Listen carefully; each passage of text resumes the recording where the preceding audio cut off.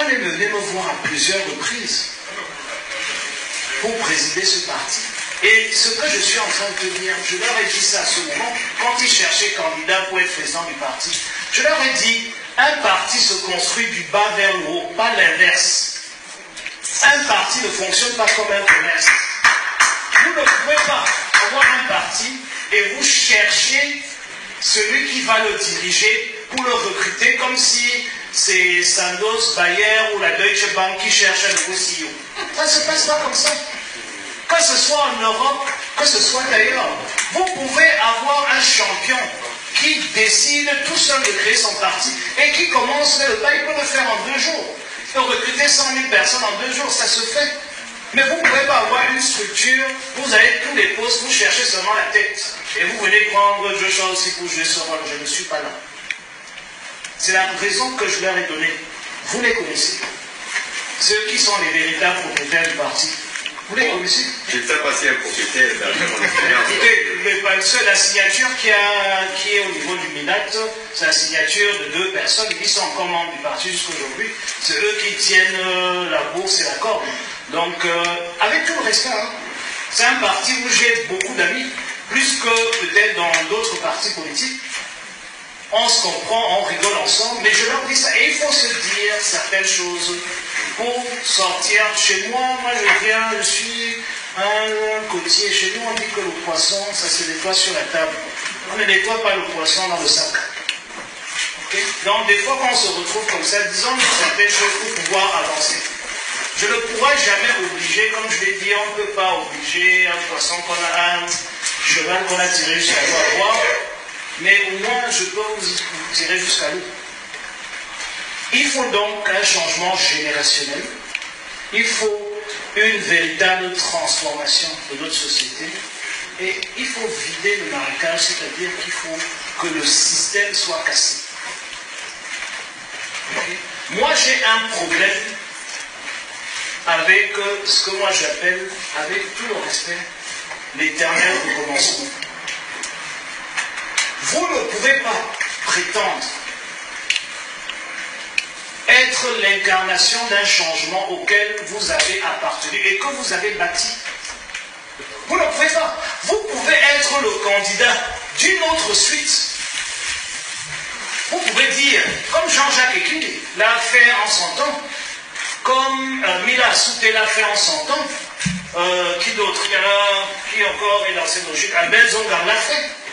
Pour dire que j'assume tout ce que j'ai fait quand j'étais dans le RDPC, mais parce que je vois que le RDPC c'est l'impasse, voilà la continuité. J'ai aucun problème avec ça, et je respecte ça. J'ai aucun problème avec la continuité entre Aïdjo et Bia. Je le respecte. Même si on est des adversaires, au moins, ce sont des adversaires cohérents. Mais j'ai un problème. Quand vous faites partie d'un système, et pendant que vous faites partie de ce système, vous combattez l'opposition. Ok? Vous combattez l'opposition assidûment. Tous les jours. Vous êtes à tous les meetings. Vous prenez toutes les décisions.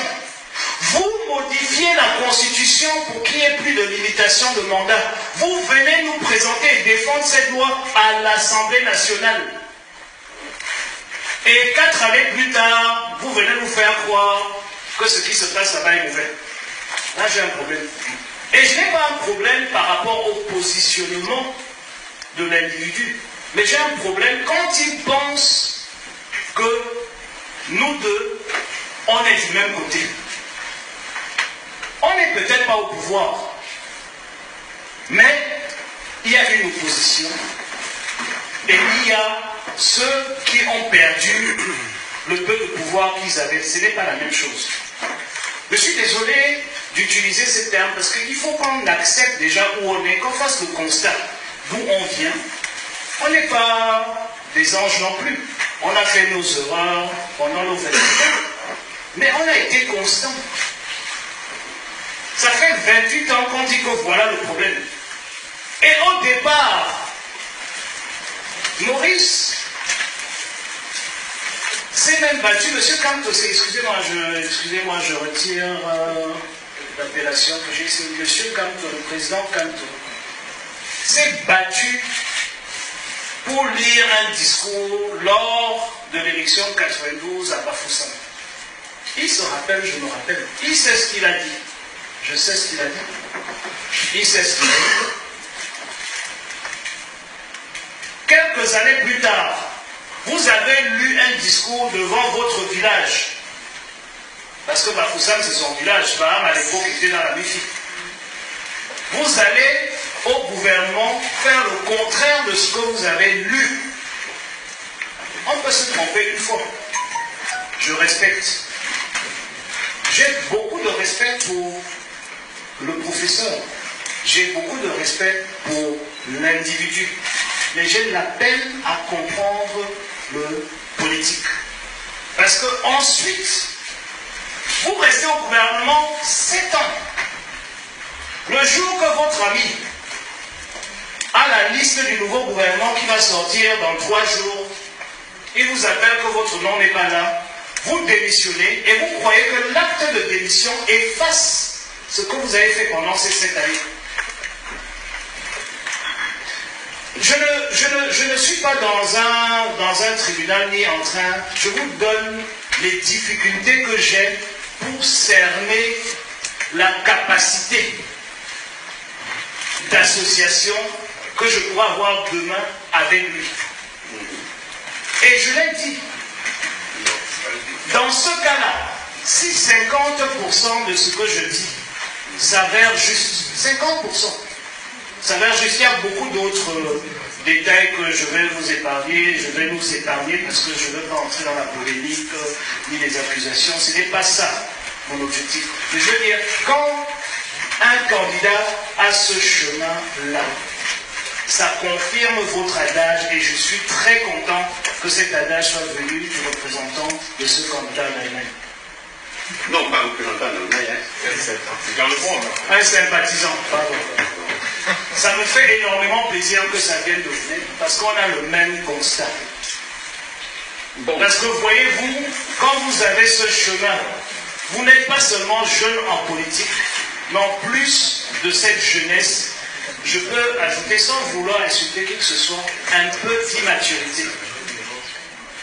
Et je ne peux pas risquer, après tout ce qu'on a tué à côté de moi, pour ce combat, de mettre le pays entre ce genre de mains.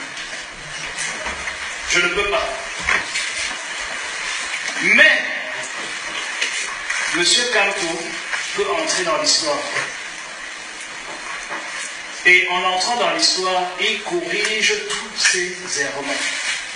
Et il sait que nos portes sont grandes ouvertes. Et il sait que c'est ce que ses militants veulent et c'est ce que ses cadres veulent. Il le sait. Parce qu'on a eu cette discussion en leur présence. Et ils le lui ont dit. Donc je crois qu'il faut des fois profiter de la proximité de militants que vous êtes tous sympathisants pour remettre certaines choses sur la table avec tout le respect dû. Mon vœu le plus ardent, c'est qu'il vous ait écouté ce soir. Et ma prière cette nuit, c'est que vous ayez le courage de lui dire ce que vous m'avez dit. Et qu'il vous écoute. Et qu'on sauve le Cameroun comme vous.